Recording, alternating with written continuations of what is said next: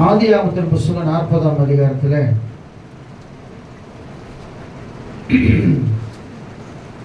13ஆம் வசனம்,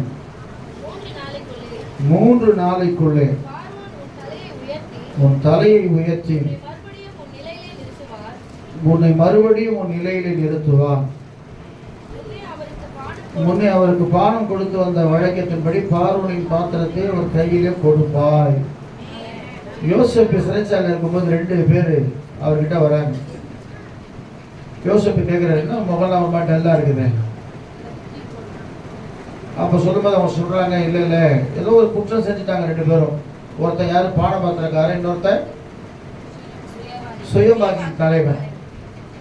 2 பேரும் ஒரு சின்ன குற்றம் செஞ்சுருக்கிறாங்க. அந்த குற்றத்தினால ராஜாவுக்கு கோபம் வந்து ஜெயிலில் போட்டார்.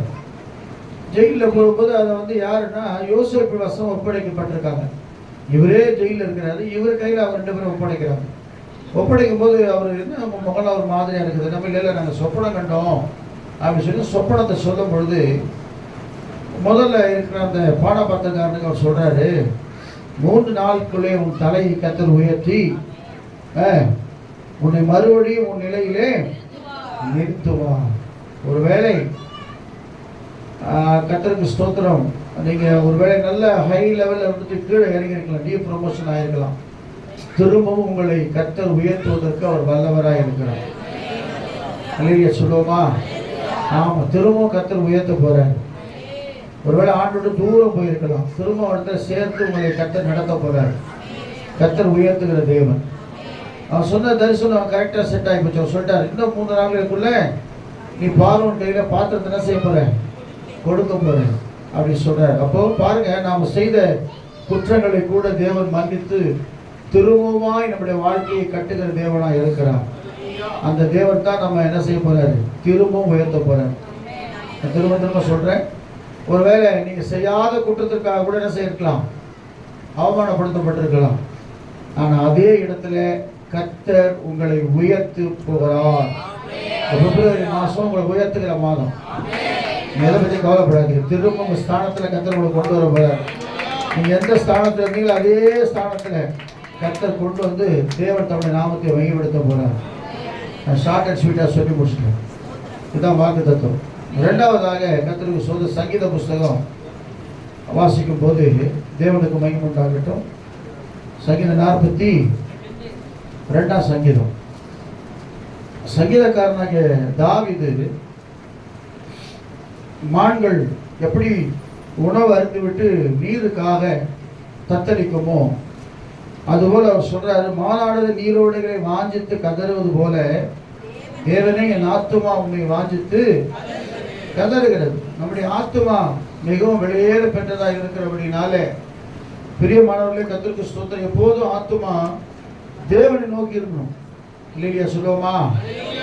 அதான் சங்கீதக்காரர் சொல்றான், என் ஆத்துமா எப்போதும் தேவனை நோக்கி அமர்ந்திருக்கிறது, நான் நம்புகிறது அவராலே வரும். நம்ம நம்புறது அவரால் வரணும்னா நம்மளோட ஆத்துமா தேவன் மேல பாரமா இருக்கணும். அதே சங்கீதம் 2ஆம் வசனத்தை 2ஆம் வசனத்தை வாசிக்கும் போது, என் ஆத்துமா தேவன் மேல் ஜீவனுள்ள தேவன் மேலேயே. நம்ம ஆண்டவர் செத்து போட தெய்வம் இல்லை, அவர் ஜீவனுள்ள தேவன். அதான் சங்கீதக்காரர் சொல்றோம், என் ஆத்துமா தேவன் மேல் ஜீவனுள்ள தேவன் மேலேயே தாகமாக இருக்கிறது, நான் எப்பொழுதும் தேவனுடைய சன்னதியிலே வந்து நிற்பேன். அந்த வாஞ்ச கர்த்தருக்கு ஸ்தோத்திரம். எப்படியாவது நான் ஆண்டவர் சமூகத்தில் போய் நின்னுடணும். ஒரு மானானது எப்படி நீரோடையில் வாஞ்சத்தை கதறுகிறதோ அதே போல சங்கீதக்காரனாகிய அந்த மனுஷன் கர்த்தரை நோக்கி கதறுகிறான். அது மாத்திரமல்ல, வேதம் சொல்லுகிறது 4ஆம் வசனம் 5ஆம் வசனத்தை வாசிக்கும் போது, முன்னே நான் பண்டிகையை ஆசரிக்கிற ஜனங்களோடு கூட நடந்து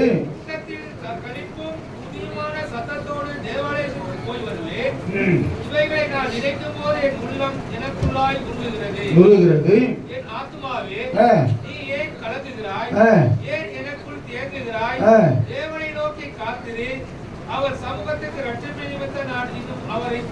நான் நினைக்கிறேன், அநேக நேரங்களில் இஸ்ரவேல் ஜனங்கள் சிறைப்பட்டு போயிடுவாங்க. ஒரு ராஜா வருவாங்க, பிடிப்பாங்க, அவங்க தேசத்துக்கு கொண்டு போயிடுவாங்க. அப்படி கொண்டு போகும்போது அவங்களுக்கு பழைய ஞாபகம்லாம் வரும். சில பின்மாற்றக்காரர் நீங்க கேட்டீங்கன்னா சொல்லுவாங்க, ஆண்டை விட்டு ரொம்ப தூரம் போயிடுறாங்க இல்லையா. அந்த இளையகுமார் என்ன சொல்றான், நான் எங்க அப்பா கிட்ட இருக்கும்போது நல்லா சாப்பிட்டு இருந்தேன், நல்லா இருந்தேன், ரொம்ப ஆசீர்வாதமா இருந்தேன். ஆனா எங்க அப்பா கிட்ட நான் சொத்தெல்லாம் பிரிச்சுட்டு வந்தேன். இன்னைக்கு சாப்பிடுறதுக்கு என்ன செய்யல, பன்றிக்கு போடுகிற தவிடு கூட எனக்கு கிடைக்கிற சொல்லி ரொம்ப ஃபீல் பண்றேன். அப்ப அதே போல நினைக்கிறேன், இவன் கர்த்தரை விட்டு ஒரு தூரம் போயிருக்கிற மனுஷனா இருப்பான்னு நினைக்கிறேன். அவன் நினைச்சு பார்க்கறான், நான் ஜனங்களோடு தேவாலயத்தில் போய் என்ன செய்வேன், கர்த்தரை துதிக்கிற ஒரு மனுஷனா இருந்தேனே. இப்ப நான் நினைச்சு பார்க்கிறேன், என் உள்ளெல்லாம் என்ன செய்யுது, உருகுகிறதா இருக்கிறது, வேதனைப்படுகிறதா இருக்குன்னு சொல்லிவிட்டு அவனே சொல்றான், என் ஆத்துமாவை நீ ஏன் கலங்குகிறாய், ஏன் எனக்குள் தியங்குகிறாய், தேவனை நோக்கி காத்திரு, அவர் சமூகத்தை ரட்சிப்பிடித்து நான் இன்னும் அவரை துதிப்பேன். அப்ப ஆண்டவருக்காக காத்திருக்கும் பொழுது திரும்பவும் ஒரு சந்தர்ப்பத்தை கொடுத்து திரும்பவும் நம்மை அவருடைய சமூகத்தில் சேர்க்க அவர் வல்லவராய் இருக்கிறார். அல்லேலூயா சொல்லுவோமா? அதனால நீங்க கவலையே படாதீங்க, கர்த்தருக்கு ஸ்தோத்திரம். திரும்பவும் தேவ சமூகத்தில் நம்முடைய பாவங்களை நாம் அறிக்கையிட்டு 1 யோவான் புஸ்தகம் 1ஆம் அதிகாரம் 5, 6, 7 வாசிக்கும் போது வேதம் எப்படியா சொல்லுகிறது, தேவனுக்கு மகிமை உண்டாவதாக. வாசிங்க. 1 யோவான் புஸ்தகம் 1ஆம் அதிகாரமா, தேவன் ஒளியா இருக்கிறார், அவருக்குள் எவ்வளவு வேணும் இருள் இல்லை இருக்கிறது, நாம் அவரோடு ஐக்கியப்பட்டவர்களாக இருந்தால் சொல்லியும் இருள் நடக்கிறவர்களாக இருந்தால் சத்தியத்தின்படி நடாமல் பொய் சொல்லுகிறவர்களாக இருப்போம். அவர் ஒளியாக இருக்கிறது போல நாம் ஒளியில் நடந்தால் ஒருவரோடு ஒருவர் ஐக்கியப்பட்டிருக்கோம். அவருடைய குமாரனாகிய இயேசு கிறிஸ்துவின் ரத்தம் சகல பாவங்களை நீக்கி நம்மை சுத்திகரிக்கும். அடுத்த வசனம் தான் முக்கியமான வசனம். நமக்கு பாவமில்லை என்போமானால் நம்மை நாமே வஞ்சிக்கிறவர்களாக இருப்போம், சத்தியம் நமக்குள்ள இருக்காது. நம்முடைய பாவங்களை நாம் அறிக்கையிட்டால் பாவங்களை நமக்கு மன்னித்து எல்லா அநியாயத்தையும் நீக்கி நம்மை சுத்திகரிப்பு. நிறைய சொல்லுவோமா? ஆமா. ஒருவேளை தேவ சமூகத்தில் நீங்க தூரம் போயிருந்தோம், மனுஷனை பார்க்காதீங்க, தேவனை பார்த்து திரும்ப தேவ சமூகத்தில் நம்முடைய பாவங்களை அறிக்கையிடும் பொழுது அவர் தீங்குக்கு மனசாகப்படுகிற தேவன் திரும்ப நம்மை சேர்த்துக் கொள்கிறவராக இருக்கிறார். அதான் ஏசாயா சொல்றது, எழும்பு எழும்பு சீயோனே, உன் வல்லமையை தரித்துக்கொள், பரிசுத்த நகரமாகிய எருசலேம் உன் அலங்கார வஸ்திரத்தை உடுத்திக்கொள். திரும்ப சொல்ற, தூசியை உதறிவிட்டு எழுந்துரு. தேவ சமூகத்தில் எப்பவுமே நம்ம எல்லாவற்றுக்கும் ஆயத்தமா இருக்கணும். எல்லாருக்கும் போராட்டம் வரும், பிரச்சனை வரும், சூழ்நிலைகள் மாறும். ஆனா இந்த சங்கீதக்காரன் சொல்லுகிறான், என் ஆத்துமா தேவனை நோக்கி எப்போதும் கதறி கொண்டு சொல்லிட்டு அவன் சொல்றான். கர்த்தருக்கு ஸ்தோத்திரம். 9ஆம் வசனத்தை வாசிக்கும் போது 8:8 வாசிங்க. நாகிலும் கர்த்தர் பகற்காலத்திலே தமது கிருபையை கட்டளையிடுகிறார், ராக்காலத்திலே அவரை பாடும் பாட்டு என் வாயில் இருக்கிறது. என் ஜீவனுள்ள தேவனை நோக்கி விண்ணப்பம் செய்கிறேன். என் கண்மலையாகிய தேவனே நோக்கி ஏன் என்னை மறந்தீர்?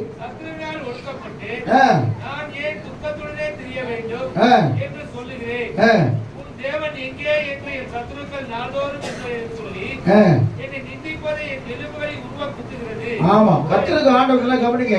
ஆண்டவர் பகல் காலத்திலே கிருபையை கட்டளையிடுகிறார், ராக்காலத்திலே அவர் பாடும் பாட்டு என் வாயில் இருக்கிறது. என் ஜீவனுள்ள தேவனை நோக்கி நான் விண்ணப்பம் செய்கிறேன். ஆண்டவர் பார்த்து சொல்றார், கண்மலையாகிய தேவனை ஏன் என்னை மறந்தீர்? நான் ஏன் இப்படி துக்கத்தோடு திரிந்து கொண்டிருக்கணும் சொல்லி அவர் கேட்கிறாரு. ஆனா எல்லாரும் சொல்றாங்க இல்லையா, இப்படி ரொம்ப விசுவாசமா போனியே, ரொம்ப விசுவாசமா கர்த்தருக்குள்ள இருந்தியே, அந்த கர்த்தர் உனக்காக என்ன கேட்பாங்களா? கேட்க மாட்டாங்களா? சில பேர் கேட்கறாங்க. ஆனா சங்கீதக்காரன் அதுக்கும் ஒரு பதில் சொல்றாரு, கர்த்தருக்கு ஸ்தோத்திரம். அப்படி சொல்லும் போது என் எலும்புகளை உருவ குத்துகிறது போல அது இருக்கிற சொல்லிவிட்டு அவர் சொல்றாரு, என் ஆத்துமாவை நீ ஏன் எனக்குள்ள தியங்குகிறாய்? தேவனை நோக்கி காத்திரு, என் முகத்திற்கு ரட்சிப்பும் என் தேவனுமா இருக்கிறவர் நான் இன்னும். ஆமா, காத்திருந்து அமர்ந்திருந்து நானே தேவன் என்று எப்ப நீங்க தேவ சமூகத்தில் அமர்றீங்களோ அப்பதான் உண்மையான தேவனுடைய பிள்ளைகளா இருப்பீங்க. அப்பதான் கர்த்தர் நமக்கு விடுதலை கொடுக்கிறவரா இருக்கிறார். தேவ சமூகத்தில் உண்மையா நாங்கள் தப்பா சொல்லலை. நான் திரும்ப திரும்ப சொல்றேன், உங்கள் இருதயத்தின் படி உங்கள் வெளிச்சத்தை கர்த்தர் பார்க்கிறார். அல்லேலூயா சொல்லுமா. நம்ம போய் சொல்றவங்களா இருந்தா நம்ம ஒன்றும் பண்ண முடியாது. நாளுக்கு நாள் நம்ம மறுரூபமாக்கப்படணும். அதுதான் உண்மை. நம்ம மறுரூபப்படாம நம்ம ஜப வாழ்க்கைன்னா அதிகமாகாம அப்படியே குறுக்கி போயிட்டு ஜபமே பண்ணாம வேதத்தை வாசிக்காம எதையுமே செய்யாம அப்படியே வந்து போய் கொண்டிருக்கோம். நம்மளோட வாழ்க்கையில ஒரு வெளிச்சமும் வராது. அல்லேலூயா சொல்லுமா. அதனால வெளிச்சத்தின் பிள்ளைகளா நாம நடந்து கொள்வோம். கர்த்தர் நம்மை ஆஸ்வதிக்கிறவராக இருக்கிறார். அல்லேலூயா சொல்லுவோமா. ஆமா, இந்த பாட்டு எனக்கு அடிக்கடி ஞாபகம் வந்து கொடுத்துருக்குது. ஒரு பாட்டு இருக்குதுல்ல, இதுவரை நிற்பதும் இனிமேல் நடப்பதும் எல்லாமே உங்க கிருபை தான். ஒரே ஒரு வரி பாடுவோமா. இதுவரை நிற்பதும் இனிமேல் நிலைப்பதும் எல்லாமே உங்க கிருபை தான்.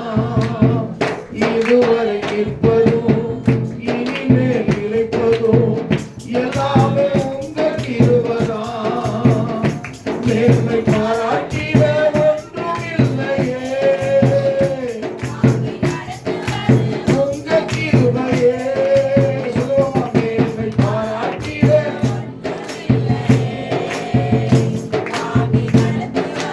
உங்க கிருபையே.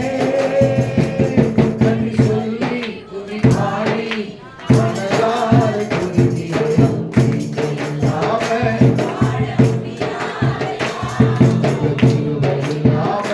வாழ தெரியாதையா, நீங்க இல்லாம வாழ முடியாதையா, உங்க கிருபை இல்லாம வாழ தெரியாதையா. இயேசுவே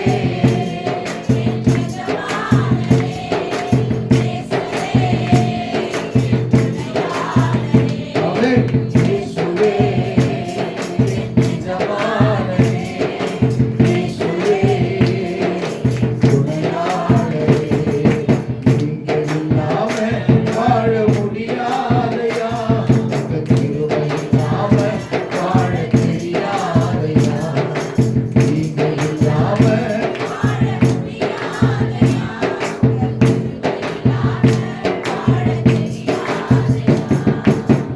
காலையில கிருபையோ தருகின்ற நல்ல தெய்வமே,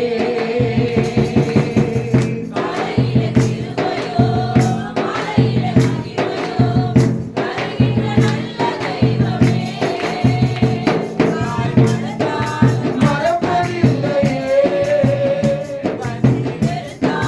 வெறுப்பதில்லையே, தாய் மறந்தாலும் ஆமாண்டவரே அப்பா வெறுப்பதில்லையே. நன்றி சொல்லி மனதார துதிக்கிறேன். நீங்க இல்லாம வாழ முடியாதையா, உங்க கிருபை இல்லாம வாழ தெரியாதையா,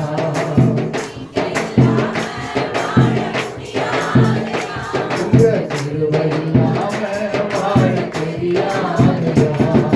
இயேசுவே என் நிஜமானே, இயேசுவே என் மனமானே, இயேசுவே என் நிஜமானே, இயேசுவே என் துணையானே. அல்லேலூயா. அப்படியே சொல்லுங்க. நீங்க இல்லாம என்னால, உங்க கிருபை இல்லாம வாழ தெரியாது. ஒவ்வொரு நாளும் புது கிருபை நமக்கு தந்து கர்த்தர் நம்ம நடத்தி கொண்டிருக்கிறார். இல்லையா சொல்லுவோமா.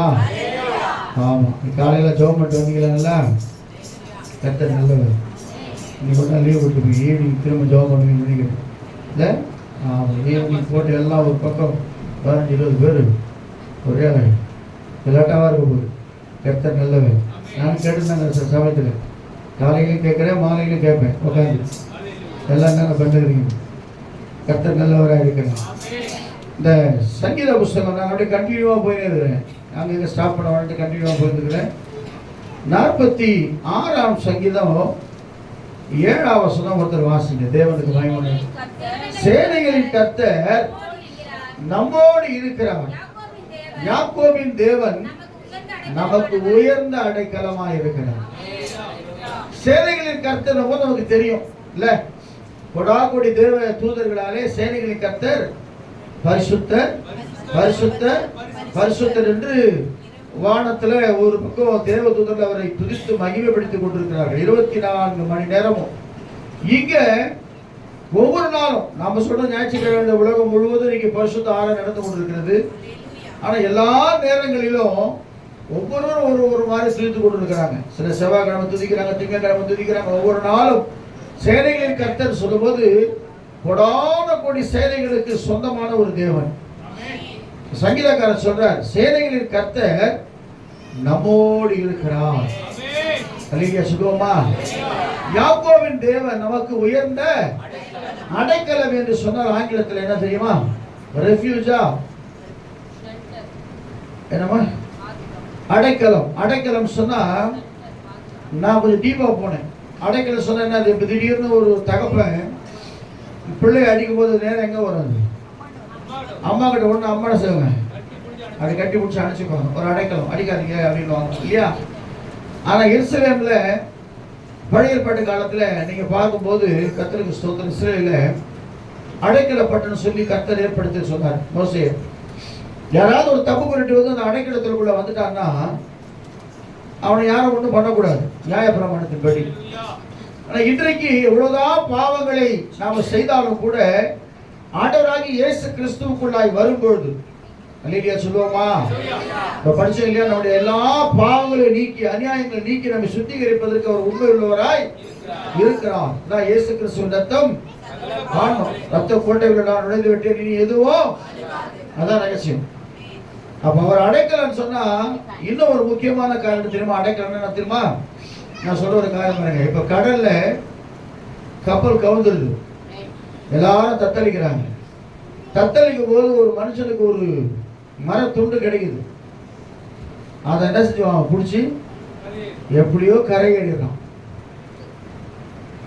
அவன் எப்படியாவது அந்த மரத்துண்டை பிடிச்சத செஞ்சான், கரை ஏறிடும். அப்போ ஆபத்தான ஒரு சூழ்நிலையிலே, யாரும் உதவ முடியாத ஒரு சூழ்நிலையிலே, நம்பிக்கையற்ற ஒரு சூழ்நிலையிலே, ஒரு தத்தளிப்படுகிற ஒரு சூழ்நிலையிலே தேவன் நமக்கு உதவி செய்வதுதான் அவர் அடைக்கலம் என்று சொல்லி அர்த்தம். அல்லேலூயா சொல்லுவோமா? நம்பிக்கையே இல்லை, இனி என் வாழ்க்கை அவ்வளவுதான், முடிஞ்சு போச்சு, எனக்கு யாரும் உதவி செய்ய, அப்படிப்பட்ட ஒரு சூழ்நிலை நீங்க எப்போ நீங்க கலங்கி நிற்கிறீங்களோ அந்த நேரத்தில் வருது பத்தியா உதவி, அதுதான் உங்களுக்கு அடைக்கலம். அந்த அடைக்கலம் தான் ஆண்டவர் தராரு. தான் 46ஆம் சங்கீதத்தில் 1ஆம் வசனத்தை வாசிக்கிறேன். தேவன் நமக்கு அடைக்கலமும் பலனும் ஆபத்து காலத்திலே அனுகூலமான துணையா இருக்கிறார். நல்லா கவனிங்க. ஒருவேளை நம்ம மனுஷனை நம்பி நம்பி நம்பி சோர்ந்து போயிருக்கலாம். இந்த பிப்ரவரி மாதம் நான் சொல்றேன், கர்த்தருக்கு தேவன் நமக்கு அடைக்கலமாகிறார். தத்தளிக்கிற உன் வாழ்க்கையை அப்படியே தப்பி விட்டு உன்னை கரையேற்றுவதற்கு அவர் உண்மையுள்ளவராக இருக்கிறார். அல்லேலூயா சொல்லுவோமா?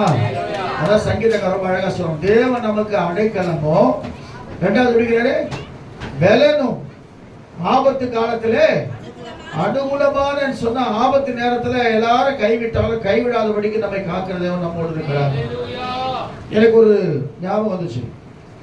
சங்கீதம் 18:2 கூட சொல்லுது. தேவன் என்னது எல்லாருக்கும் தெரிஞ்ச ஒரு வசனம். சங்கீதம் 18 வாசிக்கும் போது, என் பலனாகிய கர்த்தாவே உங்கள் அன்பு கூறுகிறேன். நல்லா கவனிங்க, கர்த்தர் யாருன்றத சங்கீதக்காரர் ரொம்ப தெளிவா புரிஞ்சு வச்சுக்கிறார். நமக்கு தெரிஞ்சோ இல்லையோ தெரியல, நமக்கு தெரியுமா கர்த்தர் யாருன்னு அவர் சொல்றாரு பாருங்க. கர்த்தர் என் கர்மலை, என் கோட்டை, என் ரட்சகரும், என் தேவன், நான் நம்பி இருக்கிறவர், என் துருகம், என் கேடகம், என் ரட்சணிய கொண்டு என் உயர்ந்த அடைக்கலமாய் இருக்கிறார். அல்லேலூயா சொல்லுவோமா? அப்ப சங்கீதக்காரன் தெரியும், எந்த சூழ்நிலை வந்தாலும் என்னை பாதுகாத்து என்னை நடத்துவதற்கு அவர் உயர்ந்த அடைக்கலம் உள்ள தேவனாய் இருக்கிறார். அல்லேலூயா சொல்லுவோமா? 91:1-2 இருக்குது வாசிங்க. 91 சங்கீதம் 1-2 வாசிக்கும் போது ஒரு சில கிளாஸ் மாதிரி நான் கொடுத்துருப்பேன்.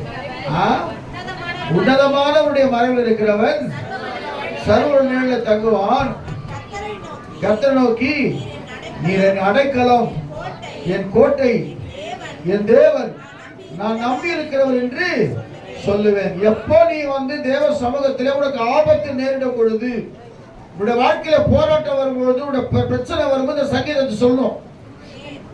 உன்னதமானவருடைய மனைவிக்கு சர்வ நேரத்தில் அப்படி சொல்லக்கூடாது. அவர் சொல்றாரு, ரொம்ப அழகா சொல்லி தர பாருங்க சங்கீதக்காரன். ஆண்டவர் சொல்ல பாருங்க, உன்னதமானவருடைய மறைவில் இருக்கிறவன் சர்வ நேரம் தங்குவான். நான் கர்த்தரை நோக்கி, நீர் என் அடைக்கலம், என் கோட்டை, என் தேவன், நான் நம்பியிருக்கிறவர் என்று சொல்லுவேன். அப்பதான் அவருடைய வேடுடைய கண்ணிக்கும் பாழாக்கும் கொள்ளை நோக்கும் தப்புவிப்பார். அவர் தம் சிறைகளால உன்னை அல்லேலூயா சொல்லுவோமா? நம்ம இதெல்லாம் சொல்லி ஆண்டவரை துதிக்கும் பொழுது ஆண்டவர் தம்முடைய நாமத்தை அவர் மையப்படுத்துகிறவராக இருக்கிறார். அல்லேலூயா சொல்லுவோமா? இதெல்லாம் சொல்லிட்டேன். ஆனா ஏன் ஸ்பெசிபிக்கா யாக்கோபின் தேவன் சொல்லி ஆண்டவர் சொன்னார் நான் யோசனை பண்ணேன். தேவ சமுத்திரம் உட்கார் வந்து வசனத்தை கொடுத்துட்டார் ஆண்டவர். நல்லா கவனிங்க.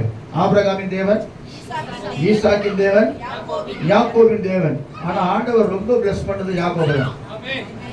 நீங்க வாசிச்சு பாத்தீங்கன்னா எத்தனை பேர் வாசிக்கிறது தெரியாது. வேதத்தை நீங்க முழுவதா வாசி பாத்தீங்கன்னா வாக்குத்தத்தம் ஃபுல்லா ஏசாயா படிச்சு பாருங்களேன். அந்த 66 புத்தகத்துல முக்காவாசி சொல்லப்பட்டது யாரு? யாக்கோபு தான். யாக்கோபு 44ஆம் அதிகாரம் 21, 22 வாசிக்கும் போது வேதம் எப்படியா சொல்லுகிறது? ஆண்டவர் சொல்றார் பாருங்களேன், தேவனுக்கு மகிமை உண்டாகட்டும். யாக்கோபு சொல்லி சொல்லும் பொழுது ஆதியாகமத்தின் புஸ்தகம் 44:21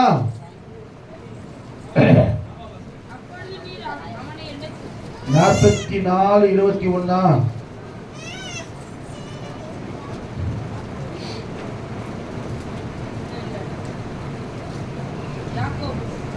44:21 22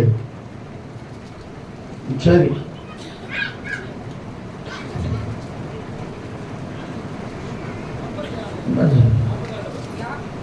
நாற்பத்தி ஸ்தோத்திரம். ஏசாயா 44 இல்லையா? ஏசாயா நான் சொல்றேன். யாரையா சொல்றேன்? ஆதி அவன் சொன்னேன். ஏசாயா சாரி மன்னிக்கணும். ஏசாயா தான் சொன்னேன். ஏசாயா தான்.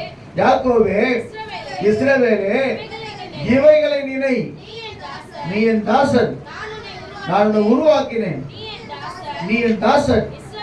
இஸ்ரவேலே, நீ என்னால் மறக்கப்படுவதில்லை. ஒருவேளை தாய் மறந்தாலும் மறப்பதில்லை, தந்தை வெறுத்தாலும் அப்படி என்ன எல்லாருமே மறந்து போயிட்டாலும் இயேசு உன்னை மறக்க மாட்டேன். அல்லேலூயா சொல்லுவோமா? அவர் சொல்றாரு, யாக்கோபு, இஸ்ரவேலே, இவைகளை நீ என் தாசன் அர்த்தம். தாசன் என்னது? அவர் யாரு?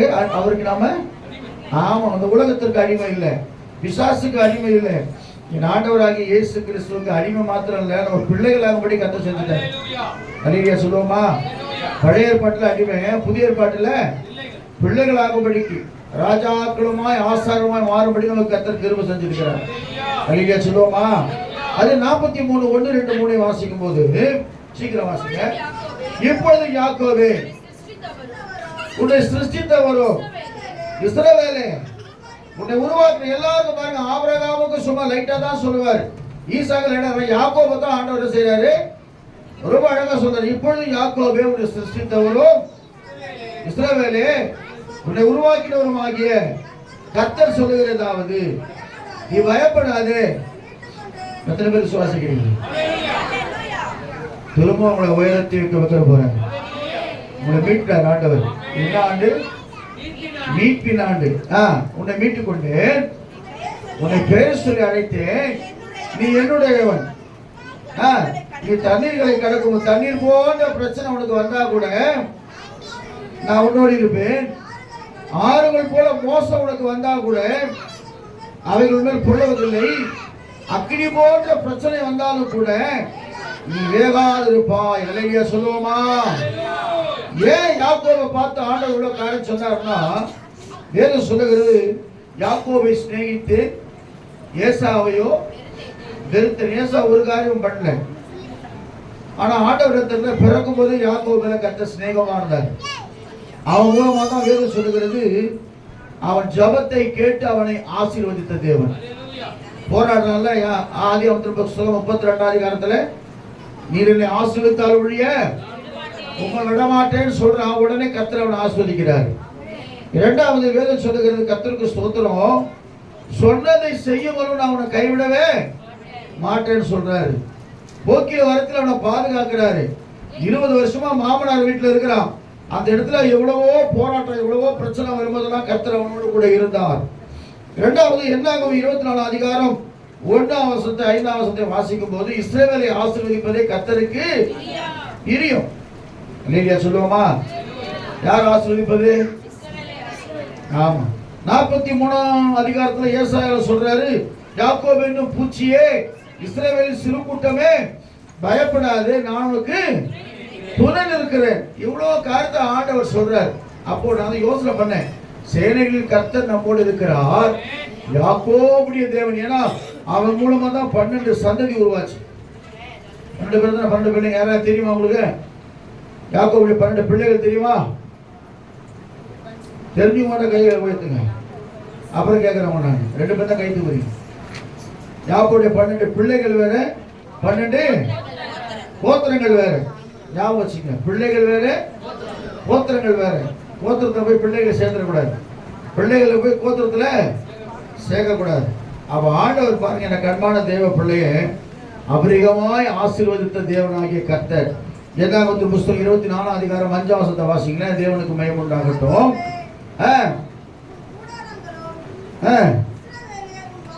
உன் வாசஸ்தலங்களும் எவ்வளவு அழகானவைகள், பரவி போகிற ஆறுகள் போல் இருக்கிறது.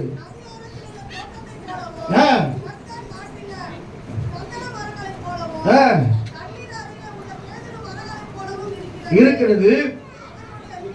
போதும். கர்த்தருக்கு ஸ்தோத்திரம். இந்த யாக்கோபின் தேவன் தான் உனக்கு அடைக்கலமா இருக்க போறார்.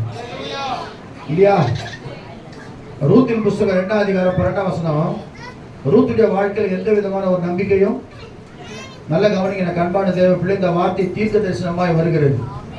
ஒருவேளை நம்பிக்கையே இல்லை என் வாழ்க்கையில, இனி அற்புதம் நடக்குமா நடக்காதா தெரியல, என்ன தெரியல, என்ன பண்றது தெரியலையே அப்படின்னு சொல்லி கொண்டு உட்கார்ந்து இருக்கலாம். இன்னைக்கு கர்த்தர் சொல்றாரு, சேனைகளின் கர்த்தர் நம்மோடு இருக்கிறார், யாக்கோபின் தேவன் என் உயர்ந்த அடைக்கலமானவர். அன்னைக்கு சொல்லுவோமா? அந்த அதிகாரத்தை நீங்க வாசிச்சு பார்த்தீங்கன்னா ரொம்ப அழகா இருக்கும். அவங்க எருசலேமுக்கு போறாங்க. 2 பிள்ளைகளும் அவர் கணவர் இறந்து போயிடுறாங்க. அப்புறம் அந்த அம்மா என்ன பண்றாங்க? ரூத்து ஓர்பா என்ன பண்ணிடுறாங்க?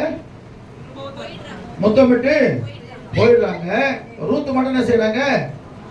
ஃபாலோ பண்றாங்க. நல்லா கவனிங்க. ஆவிக்குரிய அர்த்தம் என்ன தெரியுமா? யார் நம்ம விட்டு போனாலும் பரிசுத்த ஆவியானவர் துணை கொண்டு ஆண்டவரை நம்ம ஃபாலோ பண்ணும்போது ஒரு அடைக்கலத்தை கர்த்தர் நமக்கு கொடுக்கிறவராக இருக்கிறார். அவங்க பாருங்க, மாமியார கைவிடல, பின்னாடியே போறாங்க. நடந்த சம்பவம் பாருங்க. 2:12 வாசிங்க, சீக்கிரம் வாசிங்க. 2:12. உன் செய்கைக்கு தக்க பலனை, நல்ல கவனிங்க, ஒரு நம்பிக்கை இல்லை. அவங்க யார்? ரூத்து. நகோமி யாரு? மாமியாரு. எப்படிப்பட்டவங்க? வயசானவங்க. அவங்களே ஒன்றும் செய்ய முடியாத அவளே சொல்றாங்கம்மா, உங்க சகோதரி தான் போயிட்டாரு, நீ என்ன விட்டு போயிட்டு வேற யாருன்னா கல்யாணம் பண்ணி நல்லா சந்தோஷமா இருமா. என் கூட வந்து என்ன பண்ண போறேன்? நான் திரும்ப எருசலேமுக்கு போறேன், அங்க எனக்கு உணவு கிடைக்குதோ கிடைக்கலையோ, நான் என்ன பண்ண போறேன் தெரியலேன்னு சொல்லும்போது, இல்ல உன் ஜனம் என்னுடைய ஜனம், உன் தேவனுடைய தேவன், நீ எங்க சாவரி அங்கே நான் சாவேன் அப்படி சொல்லி தைரியமா விசுவாசத்தோடு வராங்க. அது போவாசுக்கு தெரிவிக்கப்படுகிறது.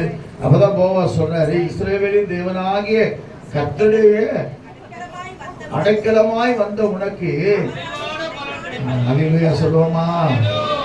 அடைக்கலமாய் இன்னைக்கு வந்திருக்கிற உனக்கு நிறைவான பலனை கர்த்தர் கொடுக்கிறார்.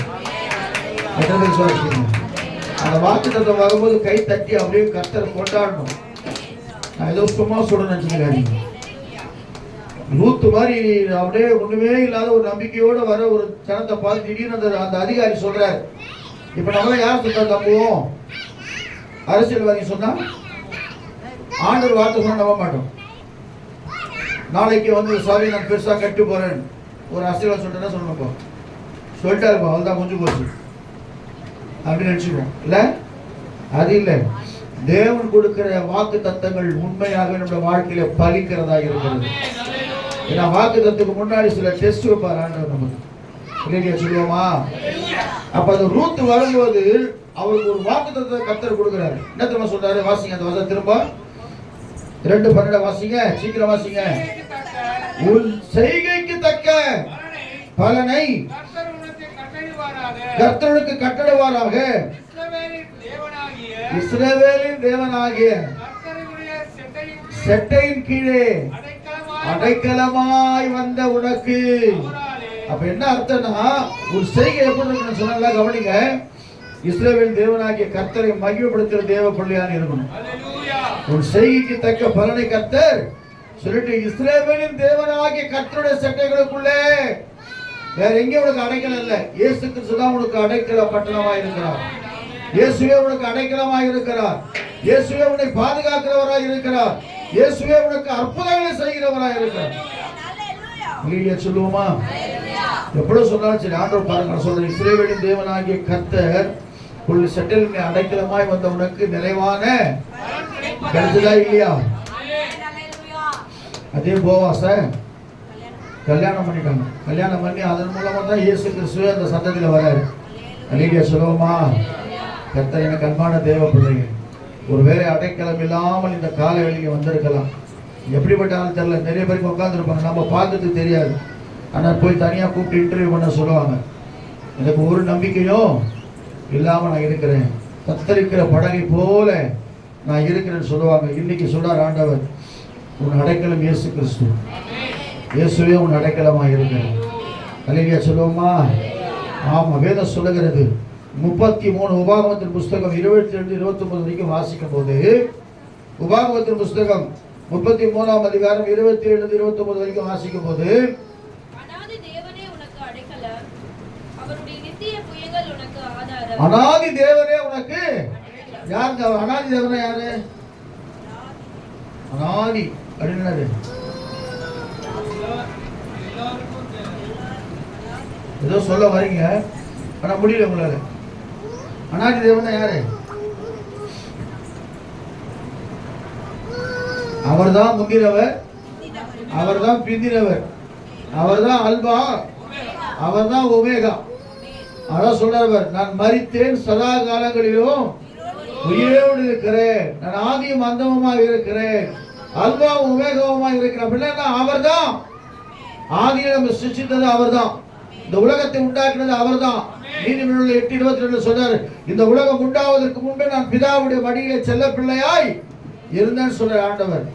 அவர் சொல்றாரு, அனாதி தேவனே, அப்படிப்பட்ட தேவன் தான் உனக்கு அடைக்கலம், அவர் நித்திய புயங்களே உனக்கு ஆதாரம். 27-29 அவருக்கு முன்னின்று, நல்ல கவனிங்க, இந்த அடைக்கலமான தேவன் என்ன செய்வாரா? உனக்கு முன் சென்று உன் சத்துருக்கள் என்ன செய்வாரா? துரத்தி அவரை அழித்து ஒரு கட்டிடுவார்.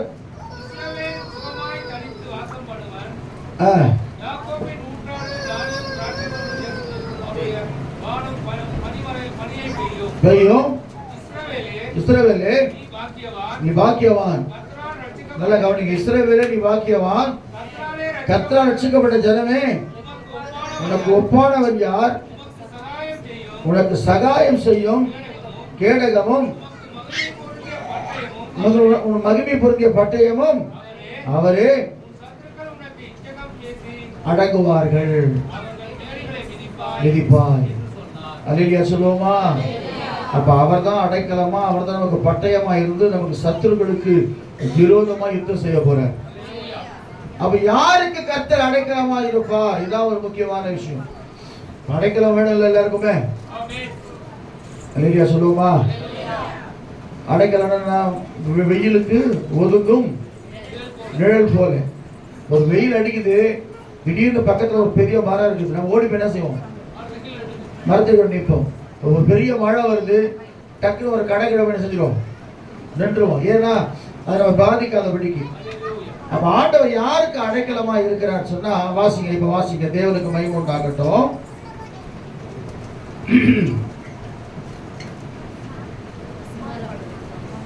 சங்கீதம் 9:9 வாசிக்கும் போது, சங்கீதம் 9:9 வாசிங்க, சீக்கிரம் வாசிங்க. சிறுமைப்பட்டவனுக்கு கர்த்தர் அடைக்கலமானவர், நெருங்கப்படுகிற காலத்திலே அவரே தஞ்சமானவர். அல்லேலூயா சொல்லுவோமா? அடைக்கலமே உமதடிமை நானே, ஆர்ப்பரிப்பேனே அகமகிழ்ந்து, கர்த்தர் செய்த நன்மைகளையே நினைப்பேனே. அடைக்கலமே உமதடிமை நானே,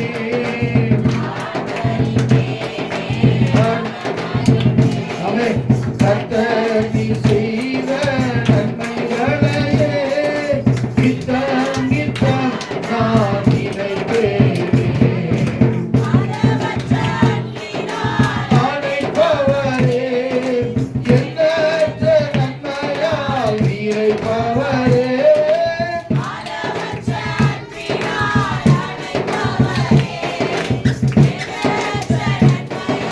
நிறைப்பவரே,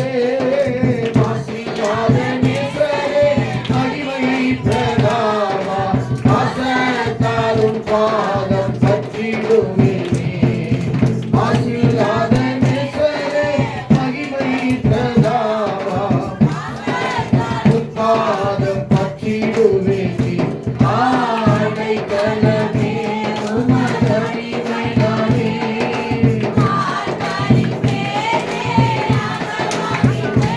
ஆமென்.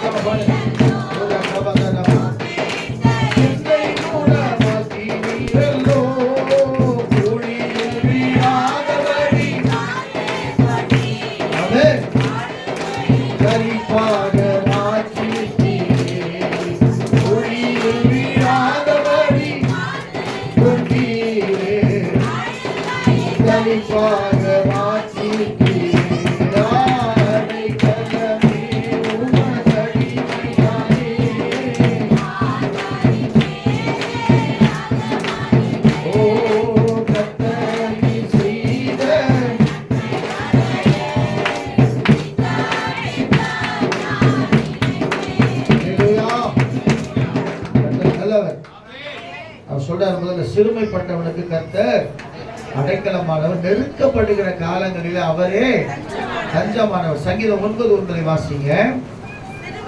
சிறுமைப்பட்டவனுக்கு கர்த்தர் அடைக்கலமானவர், நெருக்கப்படுகிற காலத்திலே. திரும்பவும் சொல்றாங்க, என்ன தெரியல, ஆண்டவர் அடிக்கடி சிறுமை சிறுமைன்னு சொல்றார்.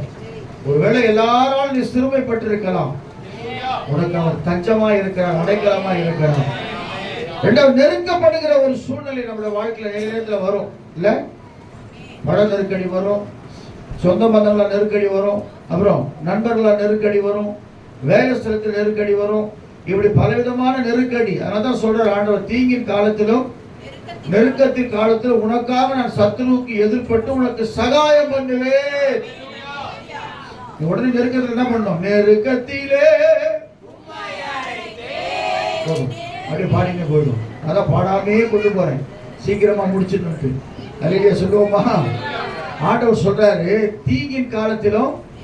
அப்ப பாருங்க, இந்த வசனம் சொல்றாரு, நெருக்கப்பட்டு சிறுமைப்பட்டவனுக்கு கர்த்தர். ஆமா, யாரெல்லாம் நீங்க நான் ரொம்ப சிறுமைப்பட்டு இருக்கிறேன், ஆனா சங்கீதம் ஒரு வார்த்தை சொல்றான், நானும் சிறுமையும் இனிமையுமானவன், கர்த்தரோ என் மேல் நினைவா இருக்கிறேன். நீங்க எல்லாம் சிறுமைப்பட்டு சொல்லாதீங்க, உங்க மேல கர்த்தர் நினைவா இருக்கிறேன். நீ எப்போ அவர் அடைக்கலத்துக்குள்ள கொண்டு வரணும், உன்னை உயர்த்தணும்னு சொல்லி அவர் அடைக்கலமா இருக்கிறார். அப்ப அந்த வசனம் சொல்றது ரொம்ப அழகா வாசிக்க. கர்த்தருக்கு ஸ்தோத்திரம், தேவனுக்கு மகிமை உண்டாகட்டும். சங்கீதம் 59:16 வாசிங்களேன். நானும் வல்லமையை பாடி காலையில உடைய கிருபையை மகிழ்ச்சியோடு புகழுவேன். எனக்கு நெருக்கம் உண்டான நாளிலே நீர் எனக்கு தஞ்சமானீர், உயர்ந்த அடைக்கலமுமானீர். அல்லேலூயா சொல்லுவோமா? அப்ப ஆண்டவர் பாருங்க, நீங்க சிறுமியா இருக்கிறவன் உன்னை கைவிட்டுருவேன் சொல்லி கைவிடல ஆண்டவர். அப்படிப்பட்ட நெருக்கத்தில் அவரை நோக்கி கூப்பிடும் பொழுது உனக்கு ஒரு அடைக்கலத்தை கத்தர் கொடுக்கிறவராக இருக்கிறார். எரேமியா தீர்க்கதரிசி சொல்றார் 16 அதிகாரம் 19 வசனத்தை வாசிக்கும் போது, வேகமா வாசிங்க, நான் சீக்கிரம் முடிக்க போறேன். இது நிமித்தம் எரேமியா 16:19 என் பெலனும் என் கோட்டையும் நெருக்கப்படுகிற நாளிலே அடைக்கலம் ஆகிய கர்த்தாவே வந்து மெய்யாகவே ஸ்தோத்திரம். போதும். ஆண்டவர் சொல்ற நெருக்கத்திலே உனக்கு அடைக்கலமா இருக்கிறார். ஒருவேளை சிறுமப்பட்டிருக்கலாம் இல்ல? சிறுமன் என்னது சொல்லுங்க. நீ சொல்றீங்க எல்லாருக்கும் நல்ல வீடு இருக்குது, நாங்க எத்தனையோ வருஷம் போராடுறோம், எனக்கு ஒரு நல்ல வீடு கிடைக்கல. இப்பெல்லாம் கிறிஸ்டின் கூட வீடே கொடுக்க மாட்டாங்க. அது தெரியுமா உங்களுக்கு? பார்த்துருக்கீங்களா? எல்லாம் கேட்டுக்கிறாங்க, வாடகை ஒழுங்கா கொடுப்பீங்களா, எல்லாம் பண்றீங்களா? ஆமா, நீங்க யாரு? நாங்க கிறிஸ்டின். நீ கிறிஸ்டினா? ஐயோ கிளம்புறோம். அப்ப என்னன்னா இப்பவே நமக்கு உபத்திரக்கம் ஸ்டார்ட் ஆயிடுச்சு. நீங்க கேட்டு பாருங்க, ஒரு 10 இடத்துல போயிட்டு, அதுவும் நாங்களாம் போனா தயவுசு போயிடுங்க. உங்க முகத்தை பார்த்தாலே அப்படிமா தெரியுது, ஒயிட் அண்ட் ஒயிட்ல வந்து தயவுசு போயிட்டு இருக்காங்க. காரணம்னா நெருக்கம் இப்பவே என்ன ஆகி போச்சு, ஆரம்பிச்சிச்சு. ஆனா நான் விசுவாசிக்கிறேன், கர்த்தரே நமக்கு அடைக்கலமா இருந்து நம்மை பாதுகாக்கிறவராக இருக்கிறார். அநேக நம்ம சிறுமைப்படுத்தினாலும் சிறுமையின் மத்தியிலே உன்னை உயர்த்துகிற தேவனாகிய கர்த்தர், அவர் தான் நீ அடைக்கலமா பிடிச்சிக்கணும். நான் திரும்ப சொல்றேன், தீர்க்க தரிசனமா சொல்றேன், இந்த வருஷம் எல்லாருக்கும் சக்சஸ் ஆகும். வாடகை நீங்க சொந்த வீட்டுக்கு வர போறீங்க. அப்படியே கூட எல்லாருக்கும் கருப்பணம் தாண்டிங்கன்னா அப்புறம் சர்ச்சை வந்து கஷ்டமாயிடும். பாஸ்டர் சொல்றாரு, நாங்கள் அரபத்தில் இடம் வாங்கிட்டேன், அரபத்தம் ஒன்றோட ஏதோ ஒரு ஊர் உள்ள டக்குல இருக்கும், அங்கே போய் வாங்கி வீடு கட்டினுறேன்ட்டு. அதில் ஆசீர்வாதம் எந்த இடத்துல சில பேர் தான் பண்ணுவாங்க. இங்க பாருங்க, யாக்கோபு கர்த்தர் என்ன சொல்றாரு, நீ படுத்திருந்த பூமி எனக்கு கொடுப்பேன்னு சொல்லி இந்த வீட்டை எனக்கு தாங்கன்னு ஜபம் பண்றாருங்க. அப்புறம் அவசரத்தை வச்சு சொல்லணும்ல, வர ஜபம் பண்றது, நம்ம வீடு கொடுத்தா இந்த வீட்டை எனக்கு தாராம நான் இந்த வீட்டுக்கு வாடகை கொடுக்கணும், அப்படிலாம் பண்ணக்கூடாது. ஞானமா நம்ம ஜபம் பண்ணணும். ஆண்டவரே, ஒன்றும் இல்லாத வனாந்தரத்தில் போய் கொண்டிருந்த யாக்கோபை அழைத்து ஆசீர்வதித்து அவனை பெருக பண்ணினேன். ஆண்டவரே, எங்களுக்கு நீர் அடைக்கலமா இருக்கிறீர், எங்களுக்கு கேடகமா இருக்கிறீர், நாங்கள் தங்குவதற்கு ஒரு சொந்தமாக எனக்கு ஒரு வீட்டை சொன்னா கொடுப்பாரு, கொடுக்க மாட்டாரு. கொடுக்கிற தேவன் நம்முடைய தேவன். நீங்க சொல்லுவோமா? ஆகவே எனக்கு அன்பானவர்களே, முதலாவது வேதம் சொல்லுகிறது, நெருக்கப்படுகிற பிள்ளைகளுக்கு கர்த்தர் அடைக்கலமாக இருக்கிறார். சிறுமைப்படுகிற பிள்ளைகளுக்கு கர்த்தர் அடைக்கலமாக இருக்கிறார். அல்லேலூயா சொல்லுவோமா? இரண்டாவதாக வேதம் சொல்லுகிறது, தேவனுக்கு பயமுள்ள ஏசாயா புஸ்தகம் 25ஆம் அதிகாரம் 4ஆம் வசனத்தை வாசிங்க. நான் படிக்க போறேன், இன்னும் 5 நிமிஷம் முடிச்சிடுவோம். ஏசாயா புஸ்தகம் 25ஆம் அதிகாரம் வாசிமா. கொடூர மாணவர்களின்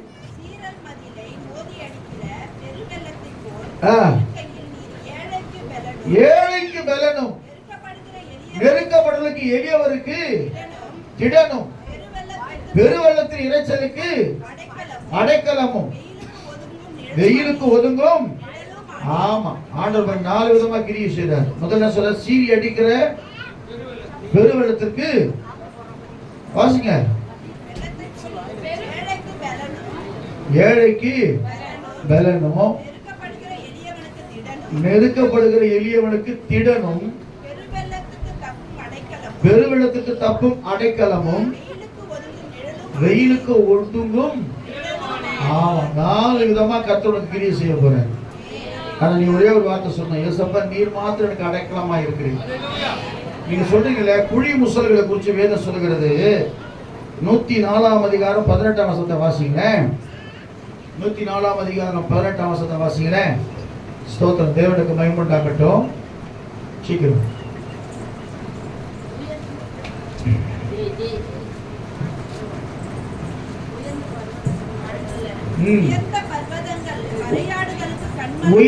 உயர்ந்த பர்வதங்கள் வரையாடுகளுக்கும் கண்மலைகள் குழி முசல்களுக்கும் அடைக்கலம். நல்லா கவனிங்க. நம்முடைய தேசிய மிருகம் என்ன தெரியுமா? தமிழ்நாட்டு மிருகம் முசலா குயிலா? தமிழ்நாடு வரையாடு. பார்த்துக்கங்க வரையாடு. நீங்க 1 கிலோ 2 கிலோ வாங்குறோம் அந்த மட்டும் இல்லை. செம்மையாடு கருப்பாடு இல்லை. வரையாடு டிஃப்ரெண்டாக இருக்கும். அது புலியோ சிங்கம் எது துரத்தின்னு வந்தாலும் இப்படி இருக்கிற மலையில சர சர சரசன்னு அப்படி நடந்து போயிட்டு இருக்கும். பார்த்தீங்களா? அவ்வளோ கிரிப்பு அதுக்கு. மலையை ஈஸியாக ஏறும். கிடக்குன்னு ஏறும். அப்படியே கிடக்குன்னு நடந்து போயினே இருக்கும். நமக்கு ஆச்சரியம் வரணும். இவ்வளோ சரிவா இருக்குது. இந்த வரையாடு எப்படி ஏறுது? அப்படிப்பட்ட ஒரு, ஆனா ரொம்ப சாஃப்டான ஆடு. இருக்கிறதுலே ரொம்ப அமைதியான ஆடு. அந்த அமைதியான ஆட்டுக்கு ஆடு ஒரு கிருபை கொடுத்துருக்காரு. பார்த்தீங்களா? சத்துரு வரும்பொழுது அது எப்படிப்பட்ட செங்குத்தான பாறையா இருந்தாலும் அதை கிராஸ் பண்ணக்கூடிய அந்த கால்களை அதுக்கு கட்ட கொடுத்துருக்காரு. குழி முசல் எப்படி தெரியுமா? அது எங்க கட்டும்? கூடு கண்மலை மேல கட்டும். சாதாரணமான ஜந்து ஆடு காதை பிடிச்சி அதை பிடிச்சிட்டா கூட அது கடிக்காது, ஒன்றும் பண்ணாது. முயல்லாம் கடிக்கணும்ல, எவ்வளவு பேர் முயல் கடிக்காது. ஆனா அதுக்கு எங்க வாசத்தில் வச்சிருக்கிறாரு? யாருமே சொல்ல முடியாத ஒரு உன்னதமான இடத்துல கண்மலையின் மேல வச்சிருக்கிறார். அப்ப அந்த மிருகங்களுக்கே அப்படி செய்யற ஆண்டவர் உங்களை பாதுகாக்க மாட்டாங்க. நிச்சயம் அவர் பாதுகாக்கிற தேவனா இருக்கிறார். அதான் வேதம் சொல்லுகிறது. கர்த்தருக்கு ஸ்தோத்திரம். எபிரேயர் புஸ்தகம் 6ஆம் அதிகாரம் 18ஆம் வசனத்தை வாசிக்கும் போது, சீக்கிரம் வாசிங்க, நான் படிக்க போறேன். எபிரேயர் 6:18 வாசிக்கும் போது, நமக்கு முன் வைக்கப்பட்ட நம்பிக்கையை பற்றிக் கொள்ளும்படி அடைக்கலமாய் ஓடி வந்த நமக்கு 2 மாறாத விசேஷங்களினாலே நிறைந்த ஆறுதல் உண்டாகும்படிக்கு எவ்வளவு வேணும்? பொய்யுரையாத தேவன் அப்படி செய்தார். இல்லையா சொல்லுவோமா? ஆமா. அவர் ஏன் அடைக்கலமா கொண்டு வந்தீங்கன்னா அவர் பொய்யுரையாத தேவன். சொல்லப்பட்ட வாக்கு தந்து நிறைவேறதான். எத்தனை பேர் அடுத்த வருஷம் சொந்த வீடு இருக்க போறீங்க? கையில் நல்லா தூக்குறீங்க, காய் தான் தூக்குறீங்க, கால்வாசி தான் தூக்குறீங்க. சில பேர் டவுட்டா தூக்குறீங்க, சில பேர் தூக்கலாமா வாழ மாட்டீங்க. தமிழுக்கு இன்னும் சொந்த விடுவோமா? அல்லேலூயா. சரி சரிட்டும். ஓடி மடங்கு ஆஸ்வதிக்கிறது. அல்லேலூயா சொல்லுவோமா? ஒரு வீடு பார்த்தது இன்னும் நிறைய வீடு போனோம். இல்லையா சொல்லுவோமா? ஆமாம், நிறைய பேர் நான் பார்த்துருக்கிறேன். கர்த்தருக்கு ஸ்தோத்திரம். தேவனுக்கு மகிமை உண்டாகட்டும். அவர் ஆசீர்வதிச்சா எப்படி ஆசீர்வதிப்பாரு? அதுக்கு குளிக்க இல்லை.